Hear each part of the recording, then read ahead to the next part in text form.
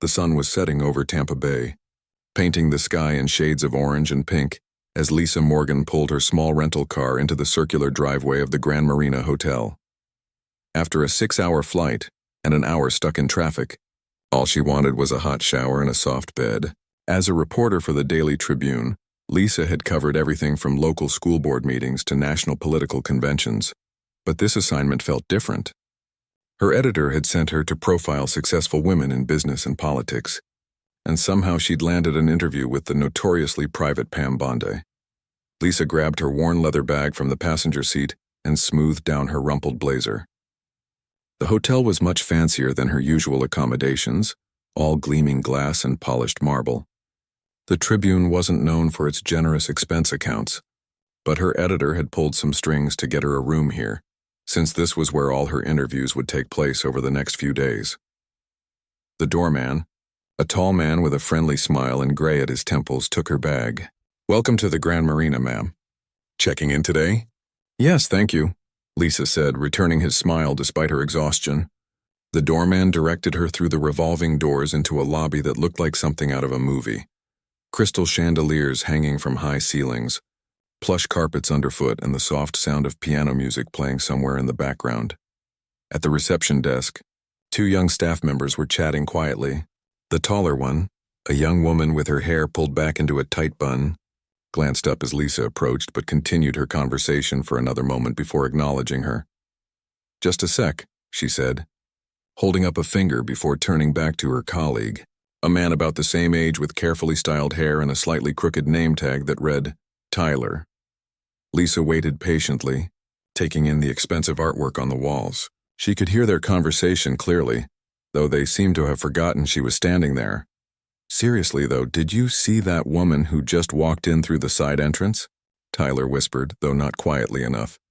"The one in that outdated suit with the scuffed shoes?" The woman with the bun snickered. "Oh my God, yes. Who does she think she is? This isn't some roadside motel." "Probably some government worker who got her travel budget mixed up," Tyler replied. "Did you see her hair? Looks like she hasn't updated her style since 2010. Lisa frowned, uncomfortable with their unprofessional behavior. She glanced over her shoulder, wondering who they were talking about. Through the glass doors leading to an adjoining hallway, she spotted a blonde woman in a navy blue suit walking slowly away from the lobby. The woman's posture was perfect, shoulders back, head held high, but there was something in the slight pause in her step that made Lisa think she might have overheard the comments. "Excuse me," Lisa said, interrupting the staff member's laughter. "I'd like to check in, please." The woman with the bun straightened up, her professional smile snapping back into place. "Of course, ma'am. I apologize for the wait. Name, please." "Morgan. Lisa Morgan. I should have a reservation for 5 nights." As the receptionist typed on her computer, Lisa kept watching the hallway where the blonde woman had been. Something about her seemed familiar, though Lisa couldn't place her. Had she interviewed her before? Passed her in the halls of some government building while covering a story? "Yes, Ms. Morgan, we have your reservation right here. You're in room 714 with a partial bay view. Your paper has already taken care of the payment." She slid a keycard across the counter. "The elevators are to your right, and breakfast is served from 6 to 10 a.m. in the restaurant on the mezzanine level. Is there anything else I can help you with tonight?" Lisa turned her attention back to the desk. "Actually, yes. I'm here to cover a business conference, and I'll be interviewing several executives. Could you tell me if there are any meeting rooms I could reserve for those interviews?" Tyler jumped in, apparently eager to be helpful now. "The conference rooms on the 3rd floor are available for booking through the concierge. If you're interviewing someone important, I'd suggest the Bayview room. It's our nicest one." "Thank you," Lisa said, taking her keycard. "And by the way, I couldn't help overhearing your comments about that woman who walked in earlier. You might want to be more careful about what you say about guests in public spaces. It reflects poorly on the hotel." Both staff members had the grace to look embarrassed. The woman with the bun flushed pink. "You're absolutely right. That was unprofessional of us. I apologize that you had to hear that." Lisa nodded and headed toward the elevators, pulling her small suitcase behind her. As she waited for the elevator to arrive, she noticed a framed photo on the wall showing the hotel's executive team. Her eyes widened as she recognized the blonde woman from the hallway standing in the center of the group photo. The small plaque beneath it read, "Pamela Bondi, Chief Executive Officer, Grand Marina Hotel Group. The elevator doors opened with a soft chime, and Lisa stepped inside, her mind racing. The woman the hotel staff had been insulting wasn't just any guest, she was their boss. And not just any boss, but Pam Bondi herself, former Florida Attorney General turned business executive, and the very person Lisa had flown all this way to interview.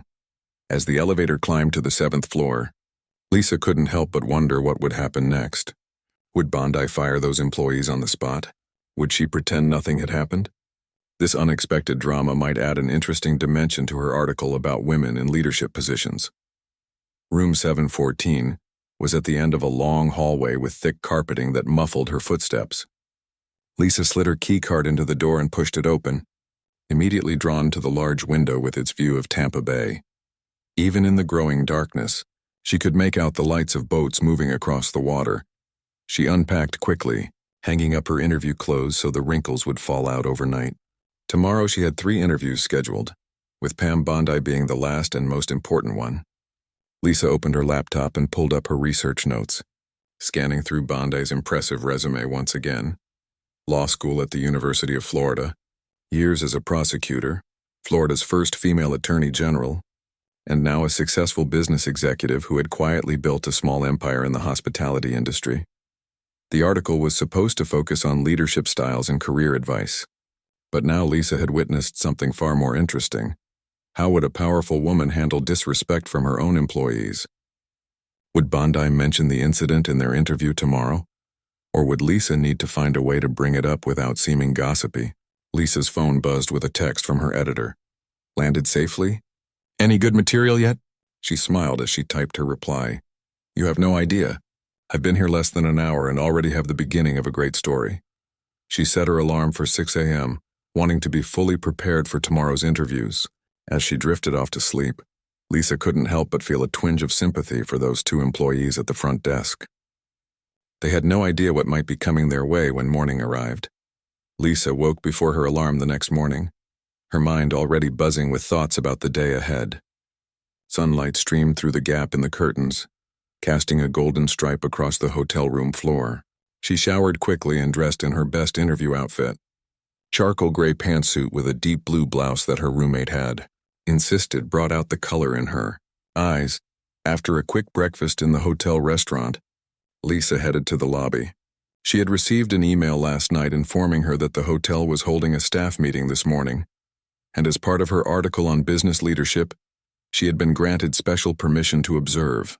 It was scheduled to start in 30 minutes in the main conference room.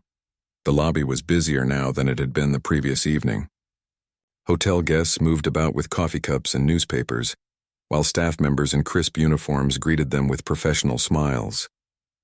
Lisa spotted the 2 employees from the front desk, Tyler and the woman with the bun, whose name tag read Olivia. They were chatting with a middle-aged man in a manager's uniform, completely unaware of the storm that might be coming their way. Lisa approached the concierge desk, where a friendly-looking woman with curly gray hair greeted her. Good morning. How can I help you today? The concierge asked. Hi, I'm Lisa Morgan with the Daily Tribune. I was told I could observe the staff meeting this morning for an article I'm writing. The concierge nodded, checking something on her computer. Yes, Ms. Morgan, I have you right here on the list. The meeting is in the grand ballroom, just through those doors and to the left. They should be setting up now if you'd like to head in. Lisa thanked her and made her way to the ballroom. The large room had been arranged with rows of chairs facing a small stage and podium. A few staff members were already seated, while others hurried about arranging last-minute details. Lisa chose a seat in the back corner where she could observe everything without being too noticeable. Gradually, the room filled with employees from every department, housekeeping staff in their gray uniforms, restaurant servers in white shirts and black vests, maintenance workers, office staff, and management in their dark suits. Lisa spotted Tyler and Olivia entering with a group of other front desk staff, laughing about something as they took seats near the Emmy. Good morning, everyone. For those who don't know me, I'm Richard Torres, the general manager of Grand Marina Hotel Tampa. Thank you all for being here today. He shuffled some papers on the podium before continuing. As you know, our hotel group has recently undergone some ownership changes, And today I have the pleasure of introducing our new CEO who has come to discuss the vision for our future. A murmur of interest rippled through the crowd. Lisa noticed several managers in the front row shifting nervously in their seats. Many of you may recognize her from her previous role as Florida's Attorney General. But today she joins us as the new chief executive of our entire hotel group. Please welcome Ms. Pamela Bondi. The room erupted in polite applause as Pam Bondi walked confidently onto the stage. She was wearing a different suit today, a sharp, tailored outfit in deep burgundy that exuded authority. Her blonde hair was styled perfectly, and she carried herself with the poise of someone used to commanding rooms much larger than this one. Lisa glanced quickly toward Tyler and Olivia. The color had drained from both their faces as recognition dawned. Olivia's hand flew to her mouth and Tyler sat frozen in his chair, his eyes wide with shock. "Thank you, Richard, and good morning, everyone," Bondi began, her voice warm but authoritative. "I'm delighted to be here with you today at what I consider the flagship property in our growing portfolio." She paused, her eyes scanning the room slowly, seeming to make eye contact with several staff members. When her gaze passed over the section where Tyler and Olivia sat, Lisa couldn't tell if she lingered there or simply moved on as she had with everyone else. For those who don't know my background, I spent many years in public service before moving to the private sector. What both worlds have taught me is that the strength of any organization, whether it's a government office or a luxury hotel, lies in its people. Bondi spoke for about 20 minutes, outlining her vision for the hotel group's future, discussing plans for renovation and expansion, and emphasizing her commitment to excellent customer service. She was an engaging speaker, mixing personal anecdotes with business strategy in a way that kept everyone's attention. In my previous career, I learned that first impressions matter enormously, she said at one point. And Lisa noticed Tyler shift uncomfortably in his seat. The way we greet someone, the way we make them feel welcome or unwelcome, these small moments can have lasting impacts. When Bondi finished her prepared remarks, she invited questions from the staff. Several hands went up and she answered each question thoughtfully, demonstrating an impressive grasp of the hotel business for someone who was relatively new to the industry. After the Q&A session, Richard Torres returned to the podium. "Thank you, Ms. Bondi. Now, before we conclude this meeting, Ms. Bondi has requested to meet briefly with some key staff members to get a better understanding of our day-to-day operations. If your name is called, please remain after the meeting." Torres read from a list. From housekeeping, Maria Diaz and Tony Wu.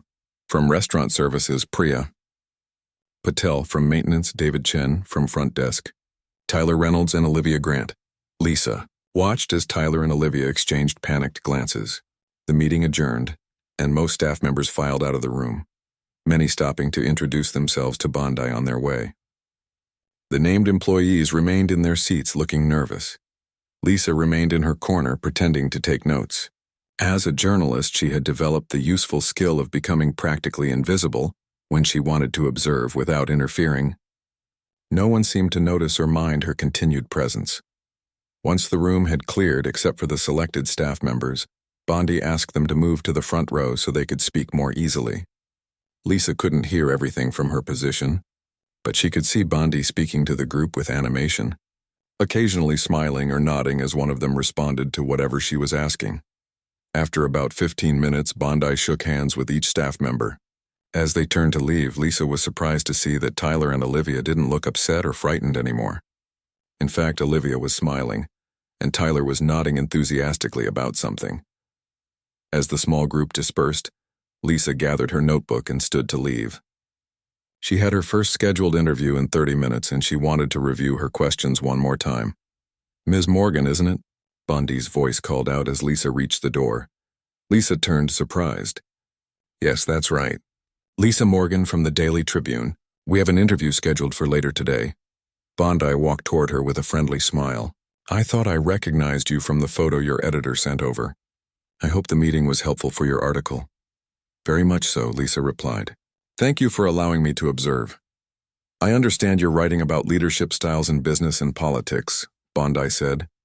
"Well, you've just witnessed one aspect of it, how to address potential issues without creating unnecessary drama."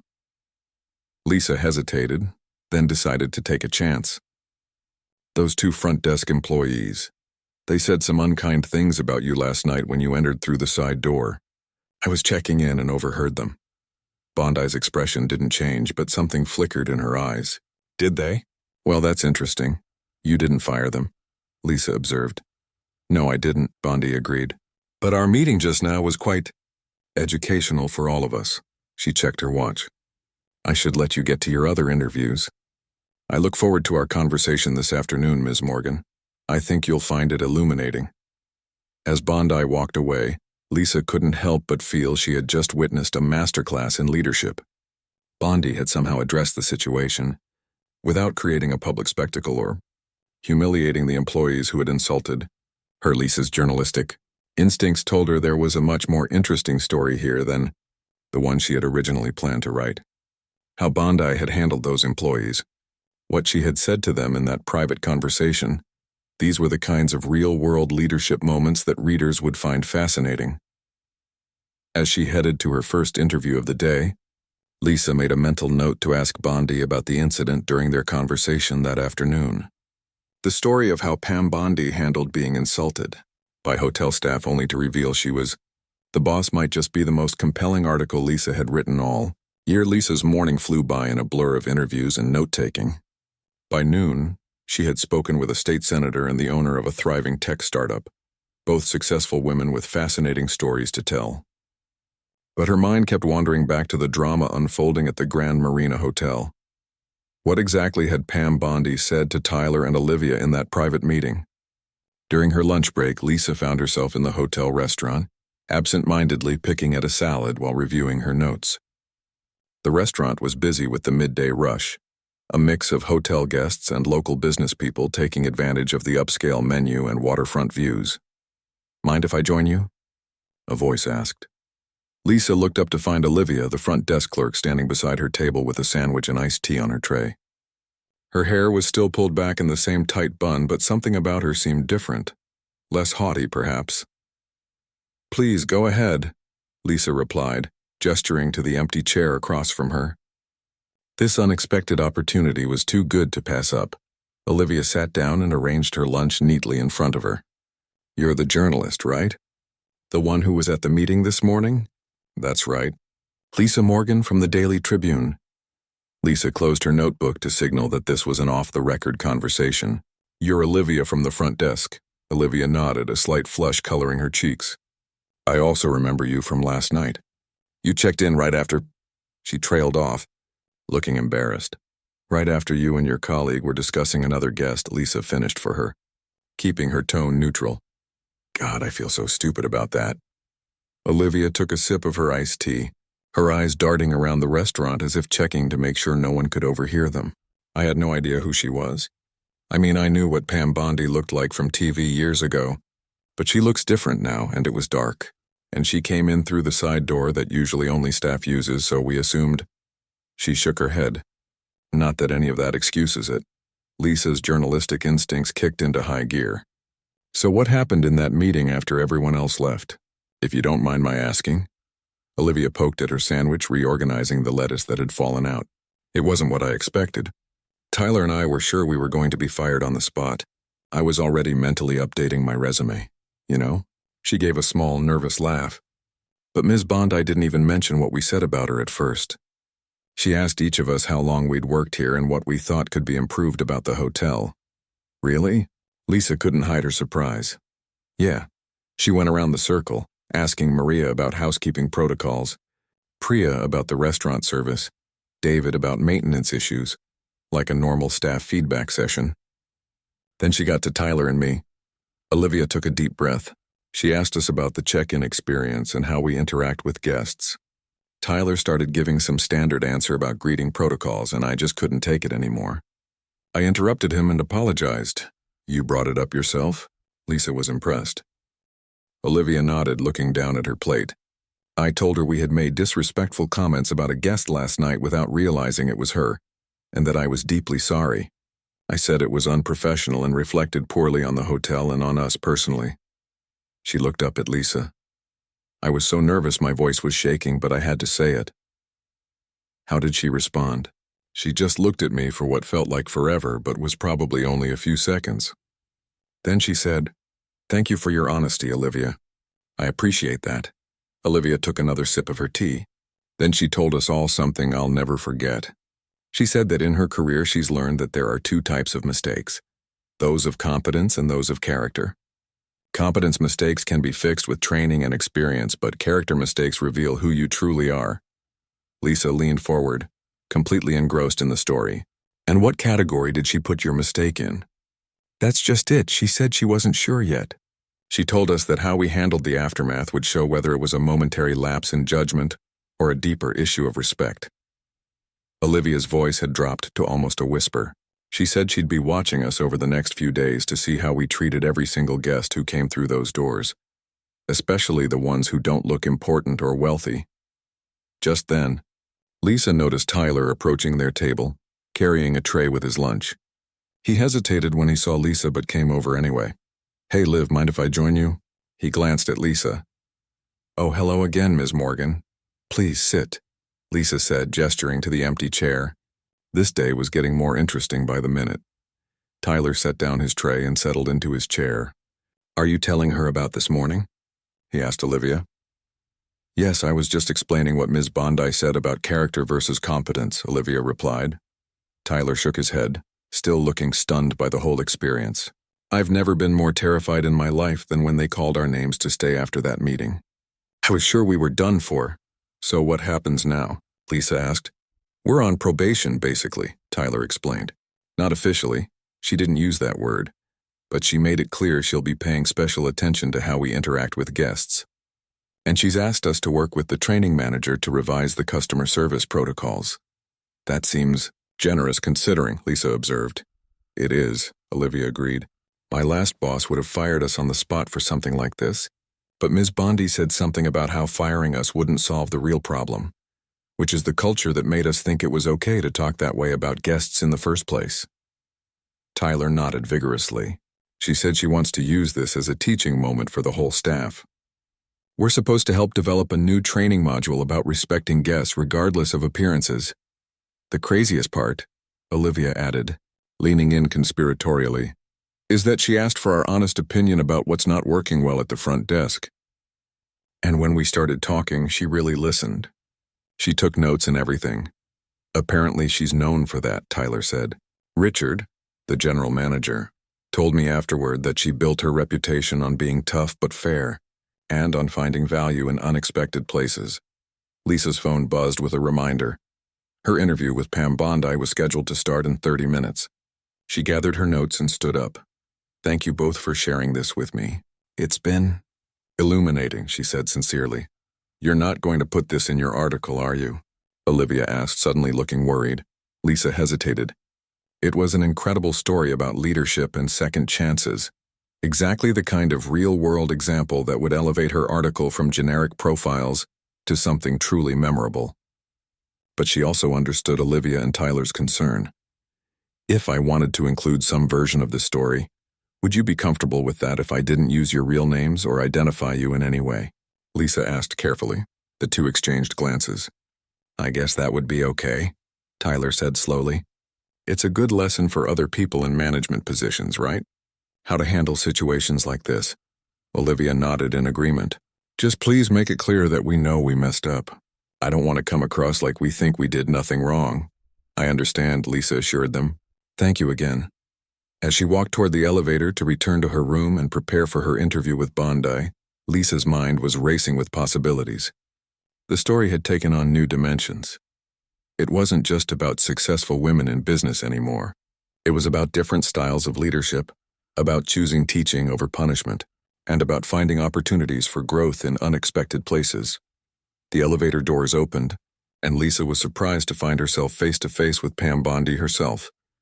Ms. Morgan, Bondi said with a smile, I was just coming to find you. I have a meeting that's running late, so I wondered if we might push our interview back by half an hour. Of course, Lisa replied. That's no problem at all. Excellent. Shall we say 3:30 in the Bayview conference room? As Bondi held the elevator door open, she added, I see you've been getting to know some of our staff. Lisa felt a momentary panic. Had Bondi seen her talking with Tyler and Olivia? Would they get in trouble for speaking to her? Don't worry, Bondi said, reading Lisa's expression perfectly. I encourage my staff to be open and honest.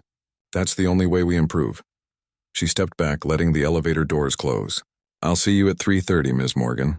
I think we'll have quite a lot to talk about. As the elevator carried her upward, Lisa couldn't help but feel that she had stumbled onto something much more valuable than the article she'd originally planned to write.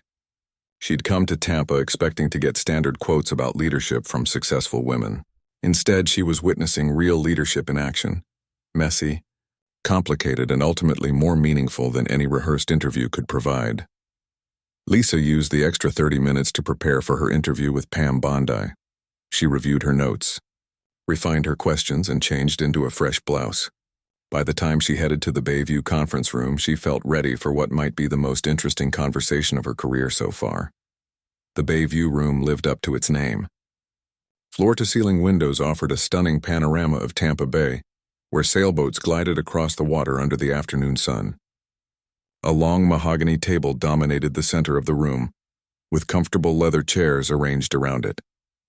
At the far end, Pam Bondi was speaking quietly with a man in a business suit who Lisa recognized as Richard Torres, the hotel's general manager.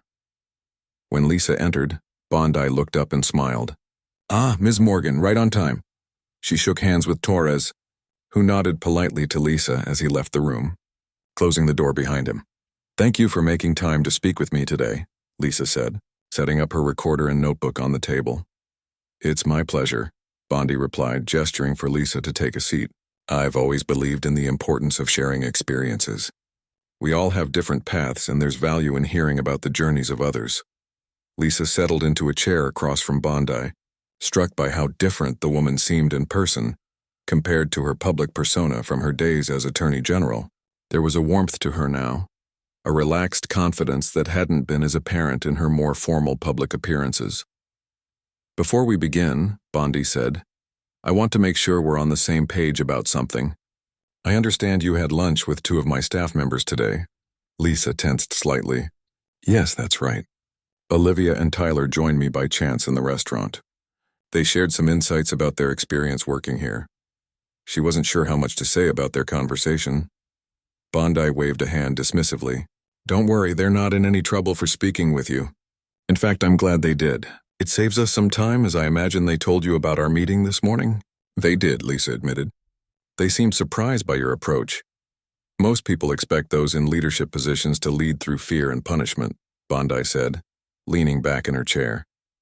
"It's the easy path. Someone makes a mistake, you fire them, and you send a message to everyone else about the consequences of messing up. But in my experience, that creates a culture of fear, not excellence." Lisa pressed the record button on her device. "Would you mind if I record our conversation? I want to make sure I quote you accurately." "Not at all," Bondi agreed. "Where would you like to start?" "Actually, if you don't mind, I'd like to begin with what happened last night," Lisa said. "It seems like a perfect case study in leadership." Bondi smiled, a hint of amusement in her eyes.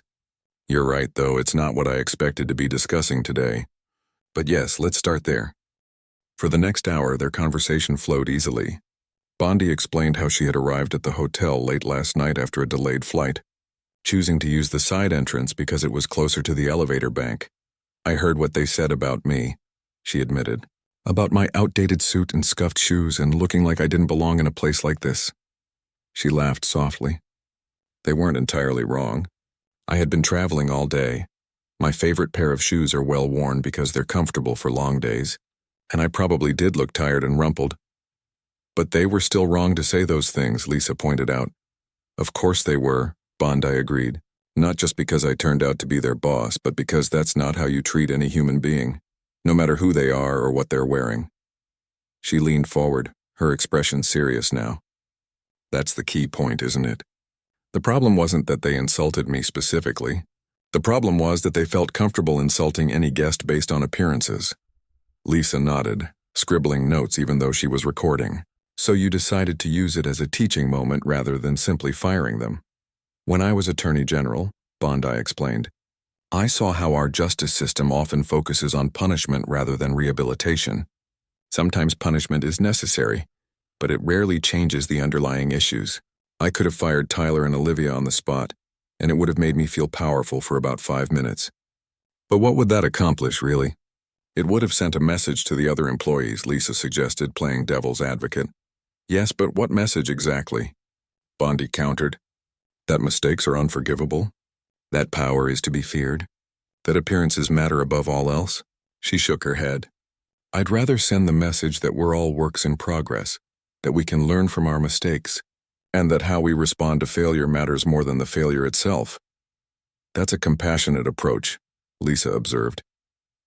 I prefer to think of it as a practical one, Bondi said with a smile. Those 2 employees now have the chance to become exceptional ambassadors for our brand.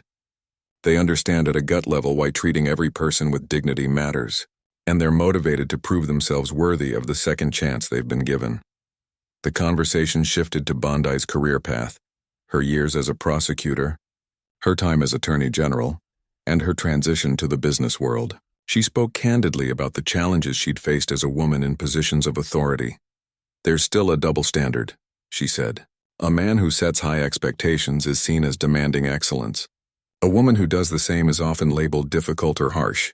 I've learned to navigate those perceptions without letting them define me or change my standards. As their interview was winding down, a soft knock at the door interrupted them. Richard Torres poked his head in. I'm sorry to interrupt, Ms. Bondi, but there's a situation at the front desk that might need your attention, he said, looking uncomfortable. Bondi glanced at her watch. We were just finishing up. Ms. Morgan, would you mind accompanying me? This might give you some additional insight for your article. Curious, Lisa gathered her things and followed Bondi to the elevator. As they descended to the lobby, Bondi explained that a VIP guest had arrived and was apparently unhappy with something. Let's see how our front desk team is handling it, she said as the elevator doors opened. The scene in the lobby was tense. A well-dressed man in his 50s was leaning over the front desk, his voice raised as he berated Olivia about his room assignment. Do you have any idea who I am? He demanded loudly. I specifically requested the presidential suite, and you're trying to put me in some standard room with a partial bay view? This is completely unacceptable. Olivia remained calm, her expression professional despite the man's aggressive tone. I understand your frustration, sir, and I apologize for the confusion. The presidential suite is currently occupied by a family who booked it 6 months ago for their daughter's wedding. We've upgraded you to our next best accommodation, the executive suite, which has a full bay view and offers all the amenities you requested. That's not good enough, the man snapped. I want to speak to a manager immediately. Tyler, who was working at the adjacent position, stepped in smoothly. Sir, I can assure you that the executive suite is exceptional. Perhaps I could show you the room before you make a final decision. It features a private balcony and has been recently renovated with state-of-the-art amenities. The man turned his glare on Tyler. I didn't ask for alternatives. I asked for a manager. Lisa watched as Bondi observed the scene, making no move to intervene yet. Olivia and Tyler exchanged a quick glance, and something seemed to pass between them, a shared understanding or decision. Olivia straightened her shoulders and addressed the man again. Sir, while we're happy to have a manager speak with you, I want to assure you that we're committed to making your stay with us exceptional. The executive suite is truly our finest available accommodation, and we've taken the liberty of arranging for a complimentary bottle of champagne and a fruit basket to be delivered to your room as a welcome gift. Her tone was respectful but firm, neither cowering before his anger nor responding with attitude of her own. Tyler nodded in support, maintaining a united front. The man seemed taken aback by their professional persistence. He looked between them, his anger still evident but somewhat deflated by their refusal to be baited. Fine, he said after a moment. I'll look at this executive suite, but I'm still not happy about this. I completely understand, sir, Tyler said. If you'll follow me, I'll escort you there personally. As Tyler led the man toward the elevators, Olivia let out a small sigh of relief. It was only then that she noticed Bondi standing there with Lisa. Ms. Bondi, she said, her eyes widening slightly. I didn't see you there. You were a bit preoccupied, Bondi replied with a small smile. You handled that very well, both of you. Olivia blushed slightly at the praise. We're trying. That was challenging. Yes, it was, Bondi agreed.